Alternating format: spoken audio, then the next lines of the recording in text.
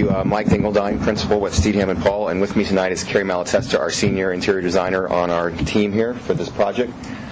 When we were last here, we were talking about the kit of parts and the standardization we're trying to achieve and the economies we're trying to achieve in the elementary program. And as we've moved through the physical bricks and mortar and programming, we've accomplished that to a great degree. We're about 50% through the documentation phase of the project and headed for documents out on the street in about 2 months.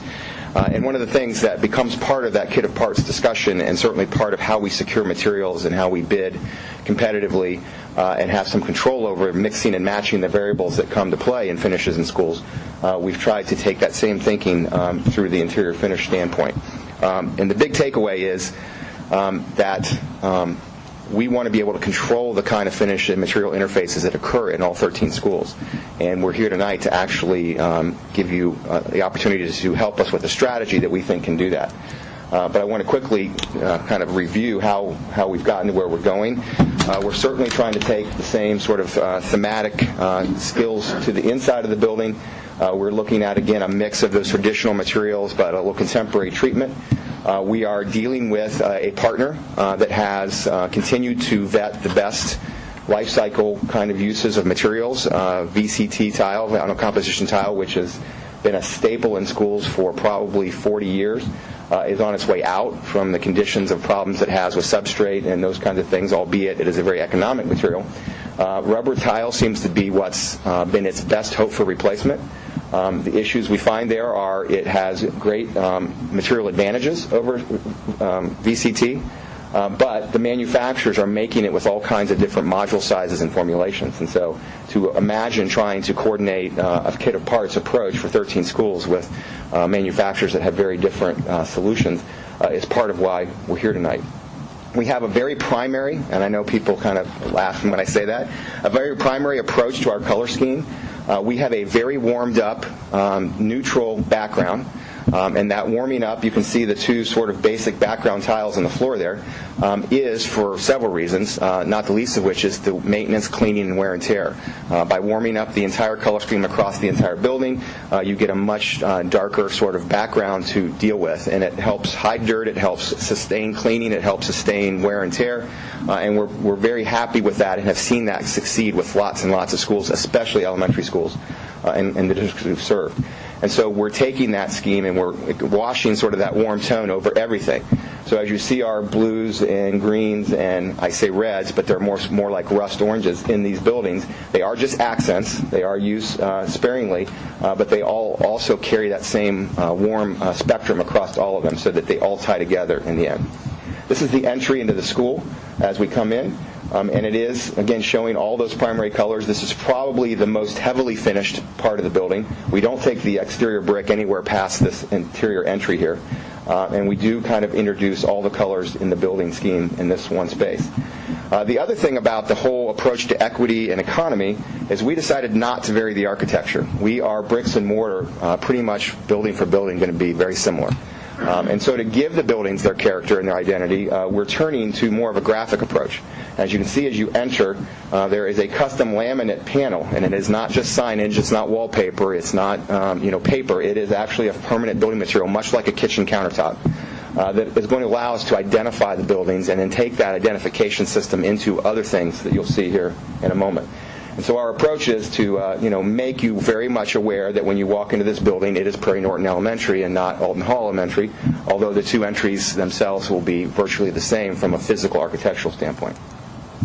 So we're taking that graphic element, we're allowing that design to, again, carry our color scheme, add our accent colors very subtly in signage, and also create an interesting graphic approach to doing that.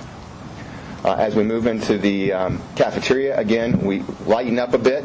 We love the fact that our sort of access through the entry of the building to the back is well daylit, and so there's going to be lots of high levels of daylight in these spaces. But that is all controlled because we are sustainable green designers. But you can see our color accents in here are simple. And you can't tell from this image because it's so far away, but along that back strip, which are sound absorption panels, we also have been looking at character trays, which this came not from us, but from their staff, your principals, and your teachers. And we have seen this in other schools, including Hamilton, be very successful. And so sort of that, again, carrying that identity into these schools and carrying that signage theme throughout the school, it gives us an opportunity to do other things besides just identify the name of the school. So we think this is a pretty interesting thing. Over the background of Prairie Norton are these character traits, and they can be tied to the way that the students are working on their character program. The office is a secure office that comes right off the main area. We want it to be very welcoming, though. We don't want it to feel prison-like, but it is very controlled, and the passive security in these buildings is excellent. But as we come in, again, using the signage not only to identify the building, but to say welcome. And those are actually cutout letters that are going to be on top of that same signage system. So again, another use, but making it a little more intentional here as you come into the main office.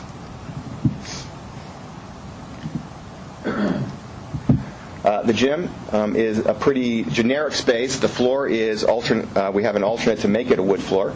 So our color scheme in the gym is pretty simple, but we do have sound panels and we do have some paint accents. And we do have some activity markings on the floor and on the walls that we wanted to make sure we integrated into the design. And so the physical ed staff worked very hard with us to lay all that out and bring, again, subtly, not heavy-handed, the color scheme into the gyms as well. And again, another thing I'm very happy about is the daylighting will make these very nice spaces for daytime activity. We even have letters and numbers on the wall that tie into the physical education curriculum. These large spaces in the classroom wings are what we call our extended learning areas. Again, we're also very excited about the flexibility and potential of this. And one idea that we're working here is to actually engage a rotation of the accent colors, and so when you're in one wing of grade level or another wing, there are some differences. And so these will not look the same from wing to wing. There will be a shifting of the accent colors to the different surfaces to allow those spaces to be unique and identifiable, but also, again, very flexible. And we're pretty excited about all the ideas we've heard from teachers about how these spaces will be used. Classrooms, because we're in a partner with the School Facilities Commission, they do focus on size and flexibility.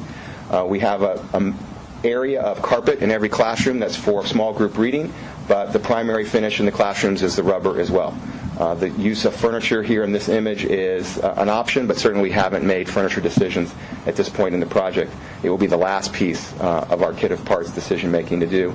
And I would imagine even from a grade level perspective, you'll see some differences in furniture treatment from younger grades to older grades. We worked very hard on our media center and looking at how they're staffed, how they're used by teachers, how they're used by students. We approached it at first being very flexible, very open, and we got to a point with the staff where we wanted to be sure we were accommodating special activities in a way that did not require extra staffing and allow teachers to use the room in different ways. So we have a kind of a soft reading type of space in one end of it. In the center, we have the traditional media center with bookshelves, and then we have a full, almost classroom kind of collection setting. And it's all very visible, all very open, although we do use some translucent glass curtain wall panels in the middle there to sort of control sound and control the activities. So as you'll see here, this is the main reading room as you come into the media center. Again, some signage for some actual literary quotes, which are kind of exciting. Again, came from the staff. Some of these things are very obvious, some of them are less, but it's a way, again, each building can have some sort of claim to some literary connections. Then that's the far side of the media center is that classroom area, group study area, so a whole group of kids can come and use this as a full class. And then at the other end is that soft reading area, which will be more soft furniture and, again, lots of daylight given the way these buildings relate to the outside. So we're pretty excited, again, about how this area becomes very focused in terms of the kind of use that your district sees as appropriate for these elementary schools. More of this theme. Again, this will tie through the entire school. It is not a huge cost issue, but it will be a very kind of a way of making each school identifiable and unique. And we like that.